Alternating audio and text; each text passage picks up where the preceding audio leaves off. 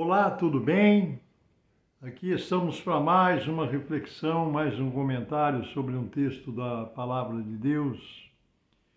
E eu queria ler para vocês o registro que está no Evangelho de Mateus, no capítulo 21, versículo 12 em diante. A purificação do templo. E diz o seguinte, essa narrativa.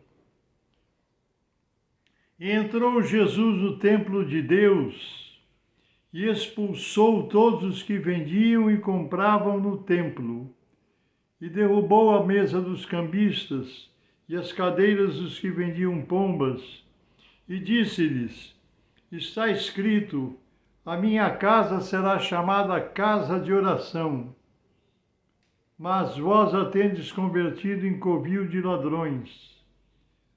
E foram ter com ele ao templo cegos e coxos, e ele os curou. Vendo então os principais dos sacerdotes e escribas as maravilhas que fazia, e os meninos clamando no templo, Hosana ao filho de Davi, indignaram-se os sacerdotes e os escribas, e disseram-lhe: Ouve o que estes dizem. E Jesus lhes disse: Sim, nunca lestes pela boca dos meninos e das criancinhas de peito, tirasse o perfeito louvor?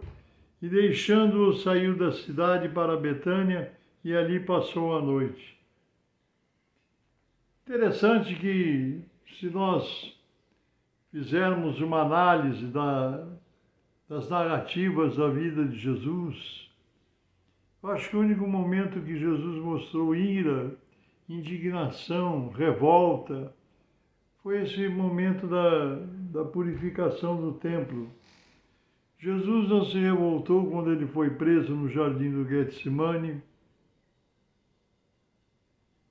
Jesus não se revoltou nem teve acesso de ira quando disseram que ele curava os enfermos pelo poder do diabo.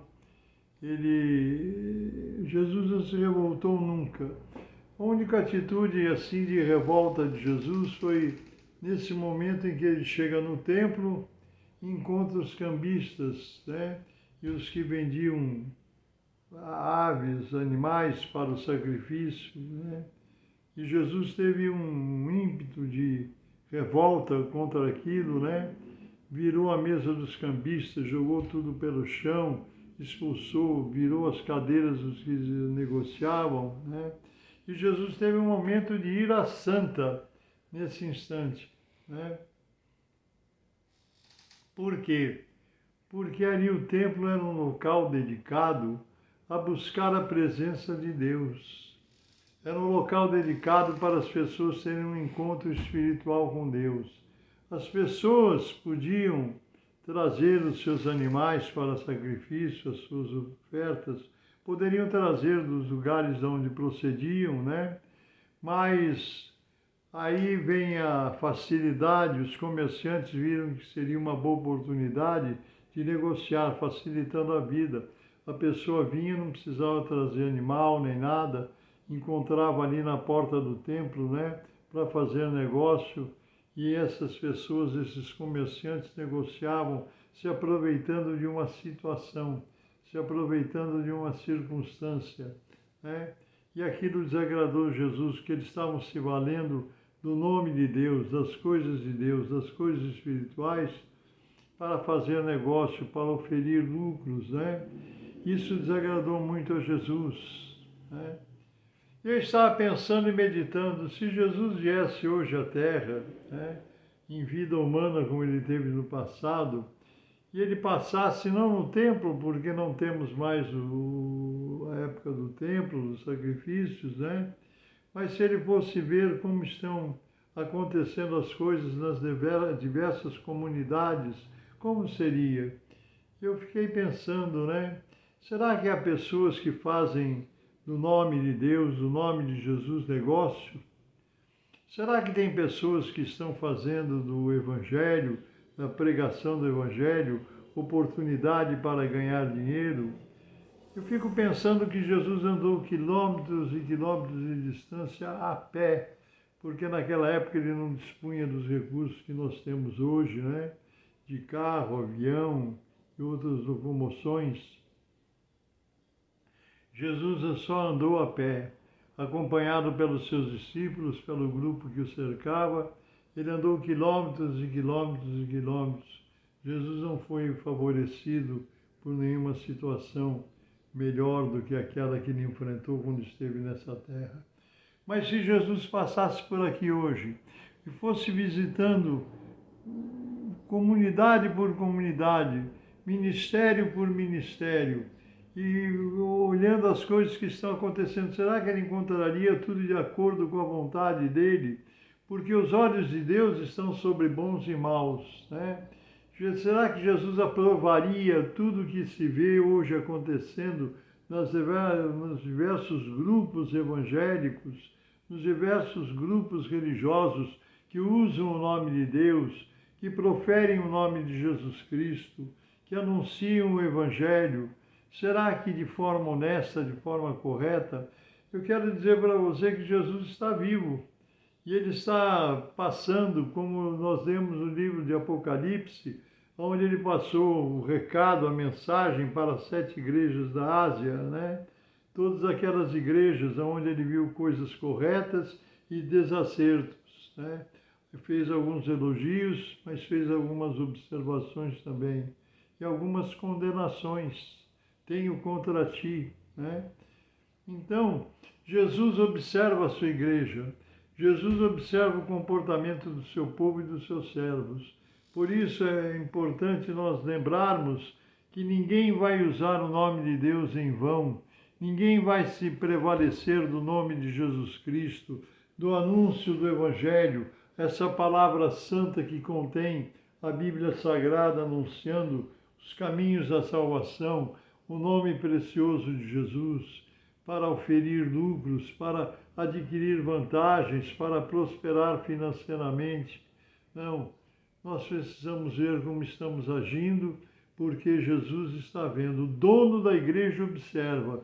E Jesus, o único momento que eu vejo nos evangelhos, na história da sua vida, em que ele realmente tirou, foi quando ele chegou naquele templo, nas portas daquele templo, e viu um povo fazendo comércio, fazendo negócios, usando o nome de Deus, as circunstâncias, a situação, para oferir lucros.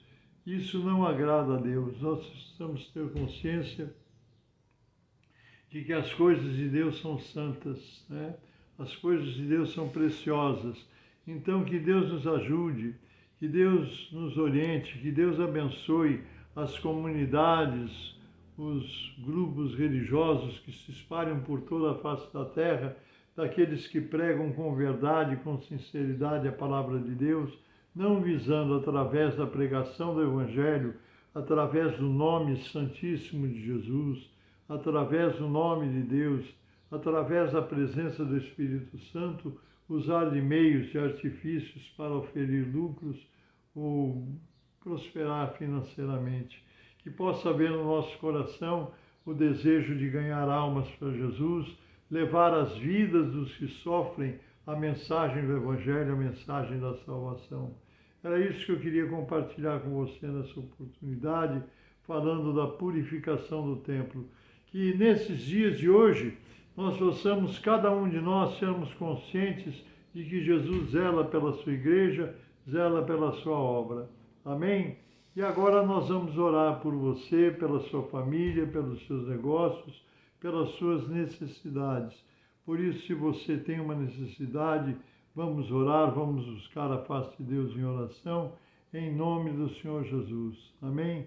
Por isso, se for possível, feche teus olhos, inclina a tua cabeça e apresente em oração as suas necessidades diante de Deus. E me acompanhe nessa oração em nome de Jesus. Santíssimo, eterno, bendito e soberano Deus, eu me apresento a Ti agora em nome do Senhor Jesus, buscando a Tua presença santa em oração. Apresenta esse pai de família, Senhor, essa mãe de família, esse jovem, esse ancião, essa anciã, essa criança que ora com seus pais, a cada um que me acompanha agora nesse momento de oração. Senhor, estende as Tuas mãos para operar. Com a tua misericórdia, abençoa essas vidas, esses lares, essas famílias que precisam da tua bênção. Eu oro a ti agora em nome de Jesus, rogando a tua bênção sobre os enfermos especialmente, aqueles que estão passando por momentos de enfermidade, que a sua saúde possa ser restaurada pelo poder do teu Espírito.